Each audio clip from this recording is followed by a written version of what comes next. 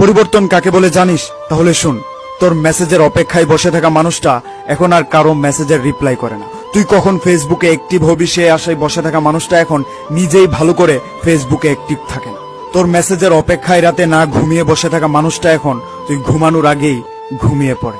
Message পাওয়ার পরে সাথে সাথে রিপ্লাই দেওয়া মানুষটা এখন মেসেজ পাওয়ার পরেও রিপ্লাই দেওয়ার আগ্রহটা হারিয়ে ফেলেছে।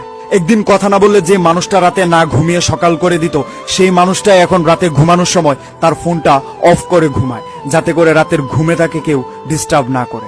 যে মানুষটা কথা বলতে গেলে তোমার সাথে ঝগড়া করতো, সেই মানুষটা এখন ঝগড়া কেন, কারোর সাথে মেসেজও করে না। যে মানুষটা পৃথিবীতে সবচেয়ে বেশি তোমাকে মূল্য দিত, সেই মানুষটা এখন তুমি কেন পৃথিবীর কাউকে মূল্যায়ন করে না। দুঃখ সুখ সবার জীবনে থাকে, কেউ প্রকাশ করে কেউ করে না। তবে হ্যাঁ, আমি প্রকাশ করি। তার মানে এইটা নয় তোর প্রতি এটা আমার দুর্বলতা। একটা কথা মনে রাখবে, এটা তোর প্রতি আমার আবেগ কমে যাওয়ার আগাম বার্তা। কোনো একজন জ্ঞানী